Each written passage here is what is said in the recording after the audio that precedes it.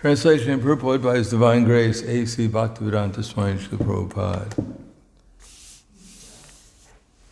Just to please his dear wife, the Lord brought back the Parijata tree from heaven, just as an ordinary husband would do. But Indra, the king of heaven, induced by his wives, handpacked as he was, ran after the Lord with full force to fight him. Purport. The Lord once went to the heavenly planet to present an earring to Aditi, the mother of the demigods, and his wife, Satyabhama, also went with him. There is a special flowering tree called the Parijata, which grows only in the heavenly planets. And Satyabhama wanted this tree. Just to please his wife, like an ordinary husband, the Lord brought back the tree, and this enraged Rajri, or the control of the thunderbolt. Indra's wives inspired him to run after the Lord to fight, and Indra, because he was a henpecked husband and also a fool, listened to them and dared to fight with Krishna. He was a fool on this occasion because he forgot that everything belongs to the Lord.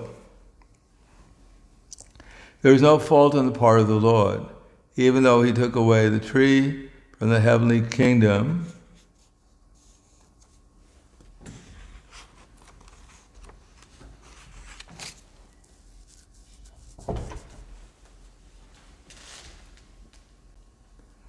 But because Indra was handpacked, dominated by his beautiful wives like Sachi, he became a fool, just as all persons who are dominated by the wives are generally foolish. Indra thought that Krishna was a henpacked husband who only by the will of his wife Satyabhama took away the property of heaven, and therefore he thought that Krishna could be punished. He forgot that the Lord is the proprietor of everything and cannot be henpecked. The Lord is fully independent, and by his will only he can have hundreds and thousands of wives like Satyabhama. He was not therefore attached to Satyabhama because she was a beautiful wife, but he was pleased with her devotional service and thus wanted to reciprocate the unalloyed devotion of his devotee. Namo Vishnu Padaya Krishna Prasthaya Bhutale Srimate Bhaktivedanta Swami Namane Namaste Saraswati Deve Gauravani Pacharane Nirvishesha Srinivadi Paskatyate Satarane.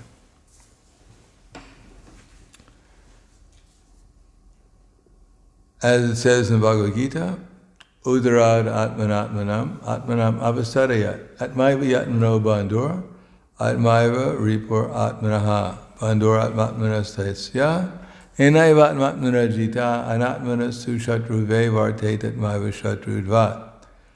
Then a man has to elevate himself by his own mind and not degrade himself. The mind is the friend of the conditioned soul and his enemy as well. One who has conquered the mind, the super soul is already reached, for he has attained tranquility. To such a person, happiness and distress, heat and cold, honor and dishonor are all the same. In other words, the aim of human form of life, or the aim of yoga itself, is to conquer the mind. The mind generally has two enemies, known as hankering and lamentation. Ichcha dvesha samutena dvandva mohena bharata sarva bhutani samoham sargayanti parantapa. That all living entities are born in delusion, overcome by the duality of desire and hate. In other words, as Prabhupada says in the purport, we desire to become the Lord of the material creation, or God, and we hate the fact that we can't do it. And these are the two enemies for the conditioned soul, the desire to become God and the anger over our inability to become so. Now, this is not only in very dramatic instances. The point is that even we forget Krishna for a moment, then in that moment we're more or less under the control of our mind.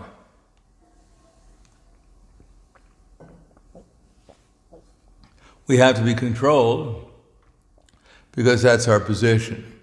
And either we're controlled by Krishna or we'll have to be controlled by Krishna and his instructions and his internal energy, or we'll be controlled by the external energy and the material desires, which Krishna has summarized in the second chapter as Vihaya Kamayak Sarvam, Pumam Sharati Nispriha, Niramo Nirahankara, Shashanti Madhigachiti.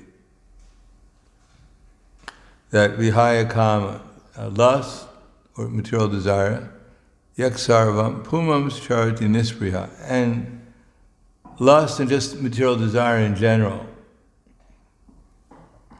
Even in the mode of goodness, there is material desire. It's nirmamo. And the idea that where the proprietor follows, as soon as there's desire, then there'll be the illusory identification with this body. As soon as we accept the desire and have some inclination to fulfill it, then we're captured by the illusory energy, thinking, feeling, and willing, and even thinking about identifying with Maya captures us.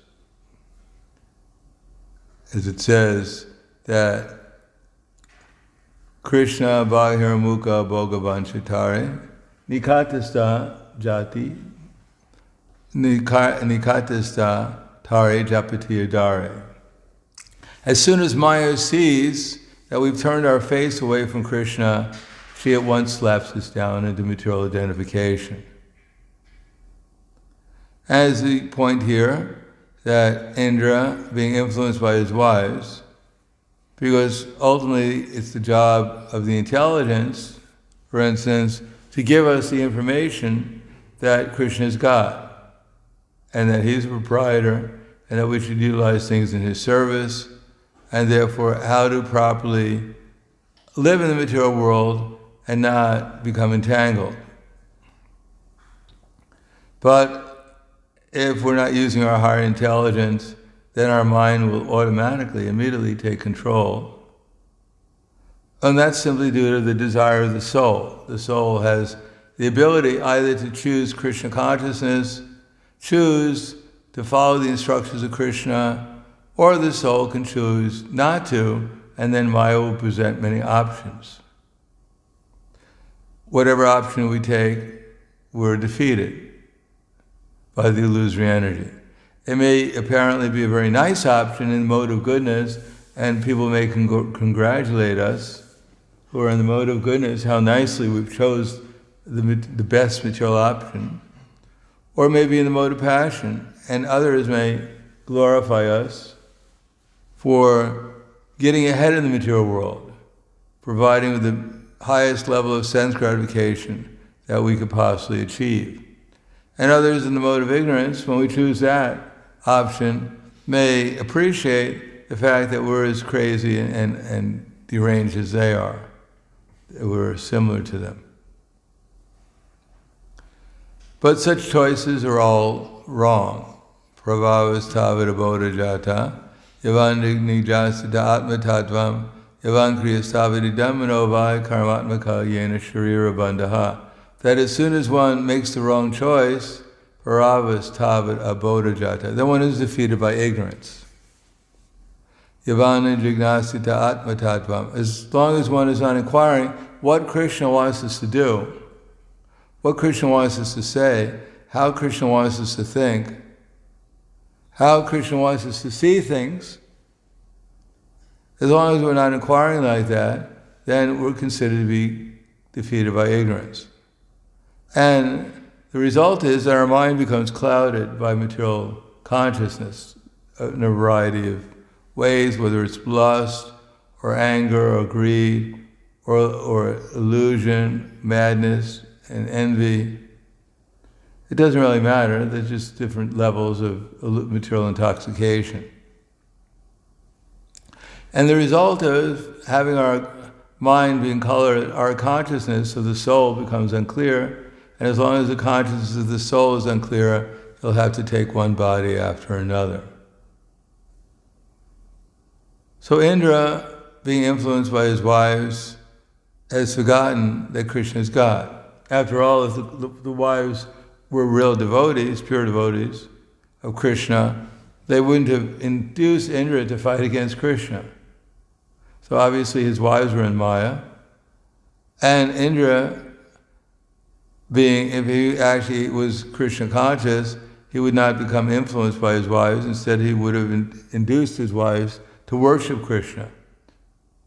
But instead, he was also in the illusory energy. He had lost his intelligence. Although it's the responsibility of the husband to safeguard his wife and make sure that she doesn't lose her spiritual intelligence. In this case, Indra, instead of safeguarding his wives, became influenced by their material consciousness and fell a victim to their illusion. Therefore, yestu Indra Gopa atavendra house karma. Lord Brahma says even from Indra down to the meanest ant, everyone in this material world is getting the reaction to their karma.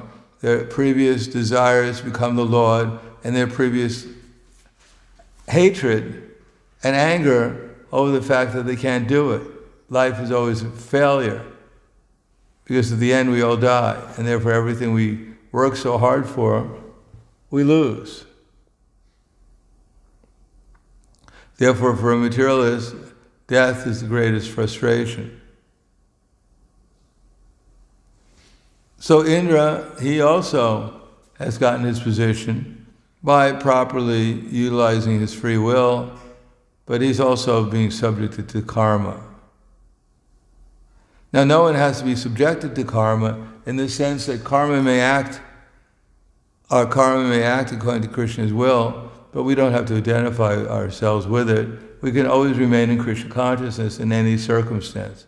There's no karma that says we can't be Krishna conscious. And if we're Krishna conscious, then we remain aloof from the material illusions that Maya presents to us. Just like Dhruva Maharaj was overwhelmed when he was fighting against the Yakshas, and they were sending all kinds of illusions against him. There was an ocean coming to drown him. There were wild animals coming to devour him. There were crazy Rakshasa soldiers coming to devour him. There were rocks falling from the sky, big stone slabs to crush him. And he became bewildered for momentarily until he got the advice that you should chant Hare Krishna. And when he chanted Hare Krishna, at least for him, all those illusory energy went away. So we may not be able to stop our karma, but we can stop our identification with this material energy and take shelter of Krishna, which is ultimately the only shelter. Because even if we survive our karma, even if we get good karma and we live a so-called happy life for some time, after some time, one will eventually become a victim of even bad karma, just the way the material nature works. Too much enjoyment usually leads to frustration, and then one seeks after something more exciting, and that's usually in the mode of passion. And as one passionately works, he acquires ignorant tendencies, which bring one to the lowest level of existence. Therefore, it's compared to like a Ferris wheel. So now he's Indra, he has these beautiful wives, but due to offenses, he might become a germ in his next lifetime. So it behooves everyone, whatever their position, to develop their spiritual consciousness and not become a victim to the material mind. However, we think that we can get away with it. No one gets away with anything in this material world. Krishna is the super soul, knows exactly what we're doing, what we're thinking, what we're feeling at every moment. And if we take shelter of him, then he gives us the intelligence to go beyond the modes of material nature. And if we don't, then we'll become victims of some kind of material nature that we've acquired. And therefore our life will not become useful or productive as it should be. Productive doesn't mean to acquire many material assets, it means to acquire spiritual assets, which is the ultimate aim of the human form of life, and the ultimate highest value for the soul is to wake up to one's spiritual identity and one's relationship with Krishna. Otherwise, life is said to be a failure. defeat it. So I'll stop there. Thank you. Any questions or comments? Yes. Yes. Yesterday you mentioned that there are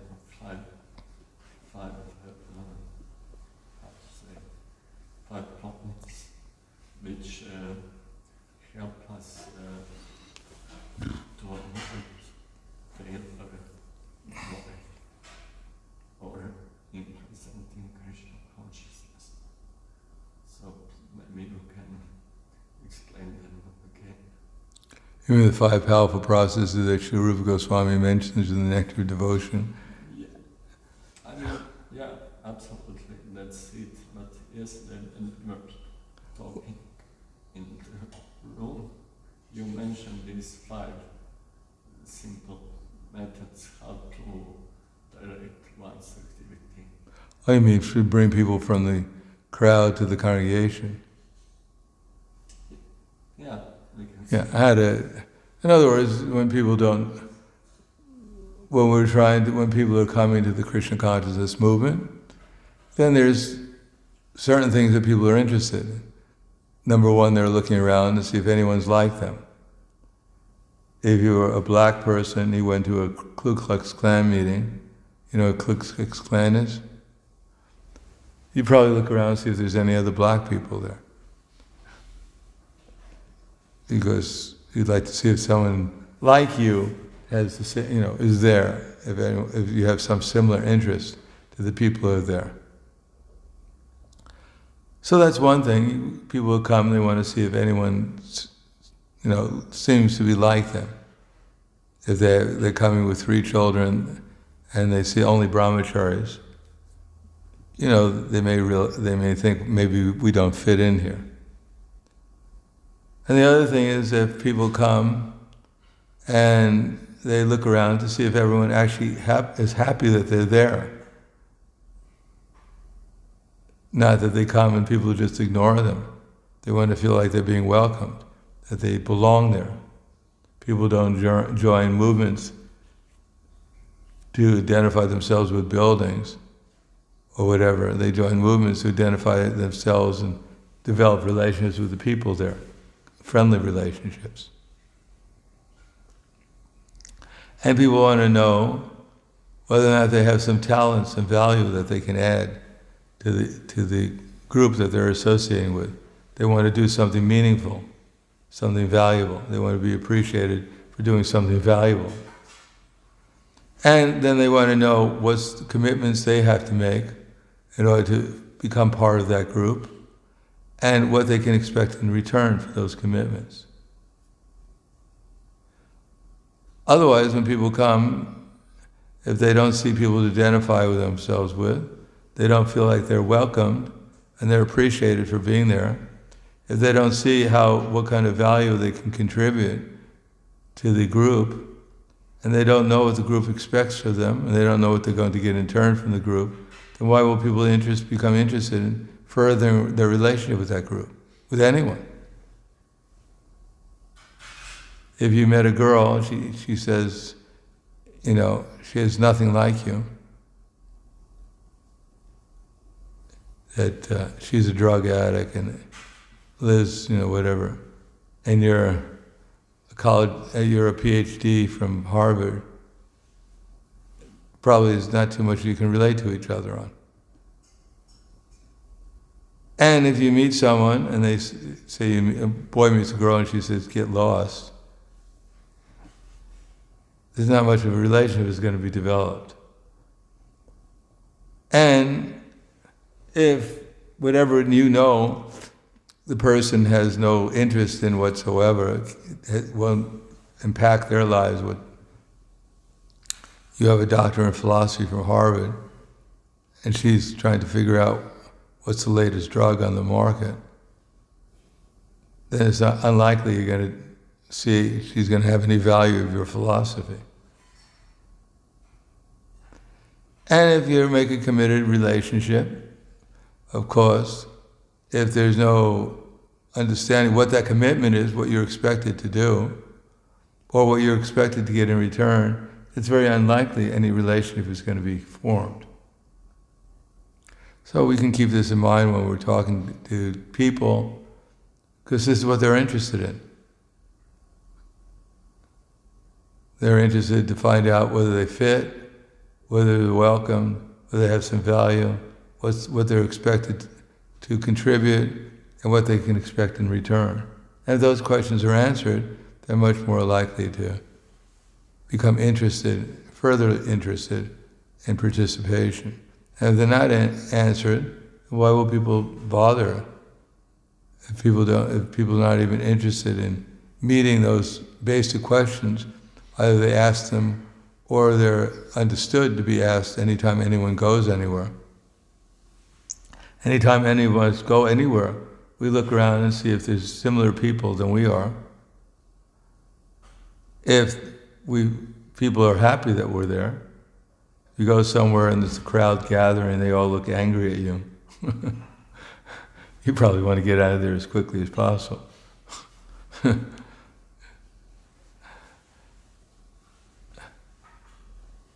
And you go to a parade, and everyone is, the parade is for